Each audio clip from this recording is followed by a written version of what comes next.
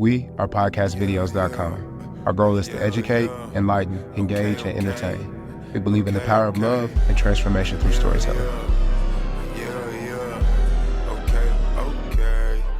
Ladies and gentlemen, boys and girls, friends and family, welcome back to Story Scaling. I'm Bang, and to my right I have Bob and Dan. And Sam. As you can see, we are a little bit short-handed today. Shout out to Nate, Parker, and Eric that will not be joining us, but I think we got a good topic. I feel good about it. And kick it off. And we couldn't fit everybody in this room, which nobody's seen yet from this side of the camera.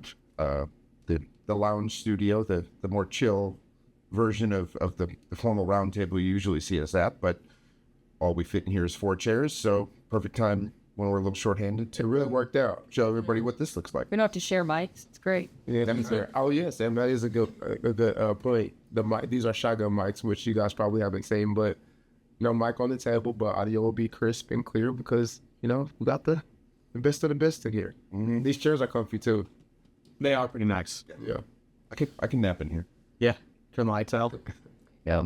So, Sam, it's probably worth explaining to them that they really can't see. They're used to seeing the cameras. They're used to seeing the mics.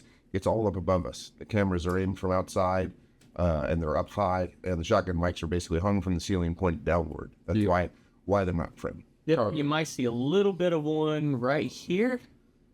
Yeah, but for the most part, they're the wide angle may give us a little bit, but it's just a very different look than they're used to from our podcast or a lot of our recordings out of what we call conference room. And from my understanding, that was the goal for us to feel like more of a relaxed, conversational, dialogue type of situation. We've called it talk show, we've called it lounge, we've called it, but a few different names. Well, we've got another studio that they haven't seen either, which is more of our news desk, where you're talking more directly into the camera, getting a close feeling with your audience members. Mm-hmm. Like the anchor desk from 5 o'clock news. Yep. Yeah, and that's something we could slam 4 people into, but it's really pretty comfortable with 2. Yeah. Similar setup, shotgun mic. We do have the news, like you were saying, desk, kind of give a reporter feel. So basically, we got a lot of different stuff is what we're trying to tell you. And there's the solo studio, but if you see us recording one of these out of the solo studio, we're real shorthanded. All right, we are jumping into our topic of the day, artificial intelligence. Artificial intelligence, and not a bad word, contrary to popular belief. But what comes to mind when you hear AI? What's the first thing that comes to your mind, Bob? So the first thing that comes to my mind is ChatG, right? And ChatGPT, first one to the market. Everyone's using it. Generative AI, which really kind of helps pull some of your content together. And you can give it all kinds of commands. It's getting smarter and more capable every day. But yeah, that's really what most people think about. Yeah. What comes to your mind? I'm going to go old school because the first thing that comes to my mind is Skynet and Arnold Schwarzenegger as the Terminator. that was how I was introduced to AI. It was supposed to be scary and possibly taking over the world. So have your thoughts changed? Yes. Oh, I love the ChatGPT. The more you can learn how to prompt it, the more you can do with it. And that's for research. That's for sourcing additional material. It's very cool, and it's really the first thing I think a lot of people think of in AI. But there's a lot more out there. A lot of it's more background. They're doing processing on audio and video files. They're doing scrapes for better Google searches behind the scenes. You don't see it working, but it's there in the backbone of things already. I think a lot more than most people realize. Yeah, I would agree. I think people think it's this new thing, and they don't understand that it's already been here for years. It's just not as front facing as we've been. Yeah. So what do you think about like when somebody mentions it? I mean, yeah, my brain goes to ChatGPT. I mean, I'm more closely associated with the school setting, and so it's usually like don't say it too loud, right? Or people can't use that in school.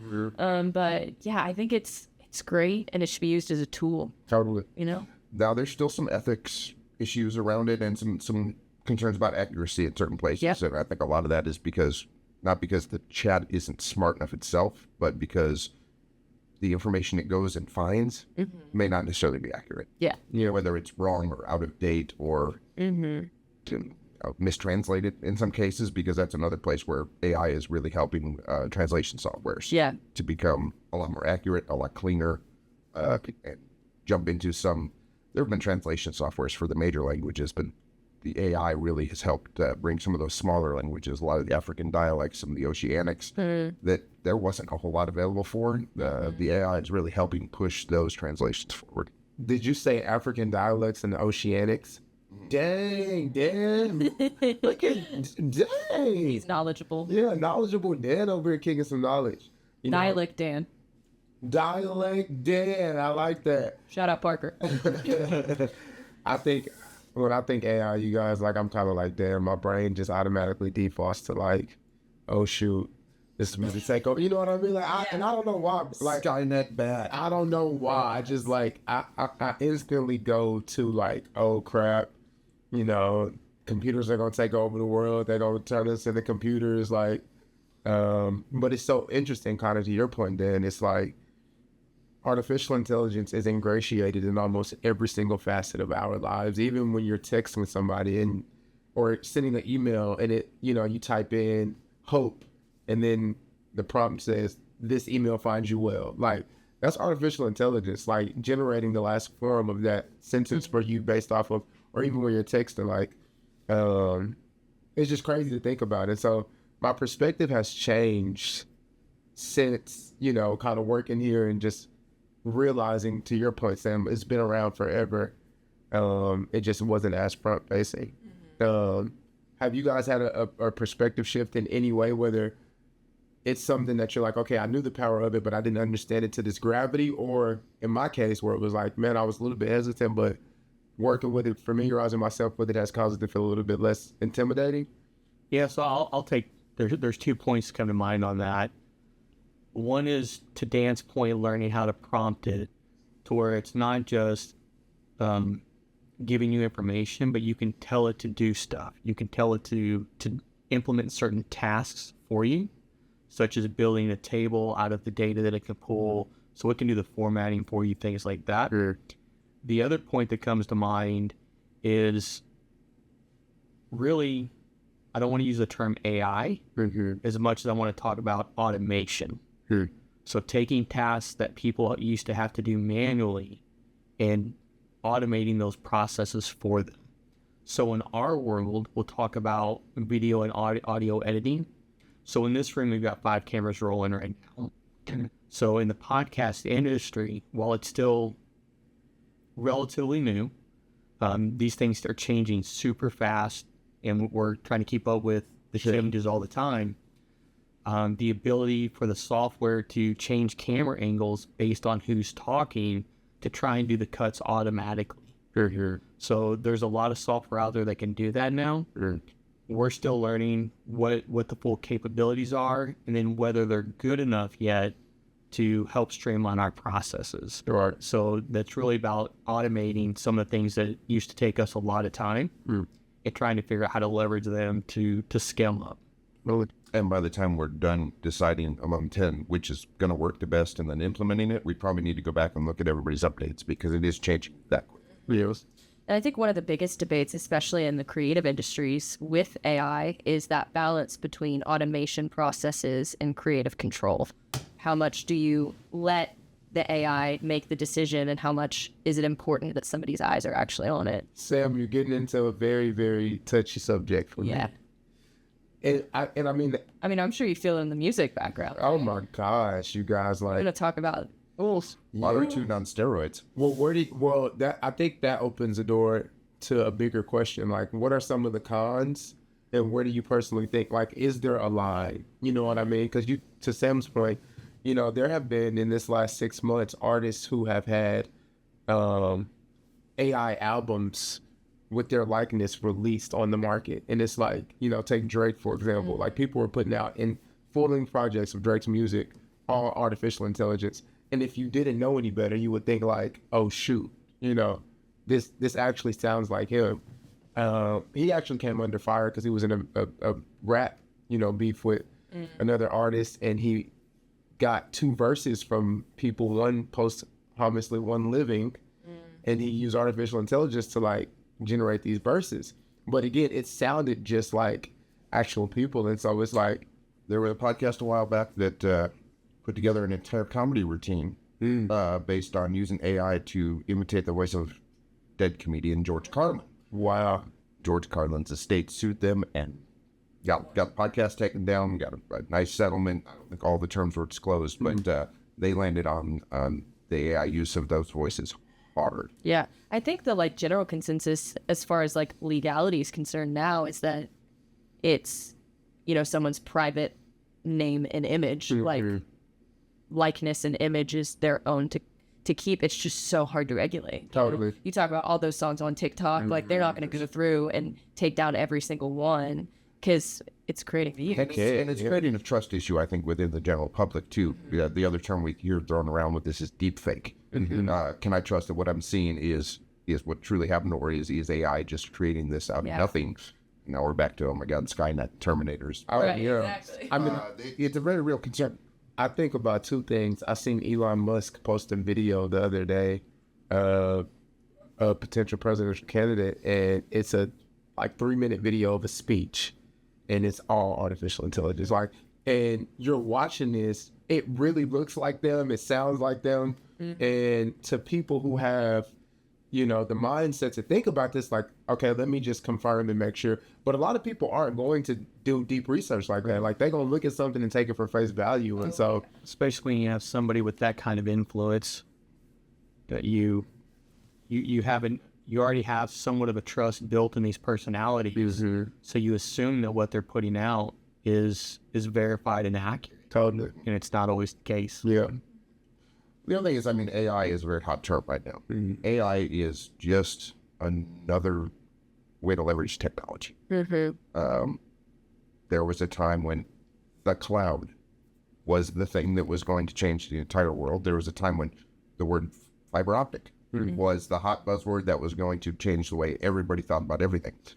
So I think AI is a big discussion point now, but eventually it's just going to be lumped into the broader technology field, and they'll probably come up with something else that's even cooler and weirder, and then everybody will forget about AI and consider it a more established part of technology as they come up with, I would say, something like Tupac's hologram, but even that's been done already. Yeah. And everyone's walking around with their VR headsets on and can't look at each other in the eyes. You know? Stumbling into each other. Yeah.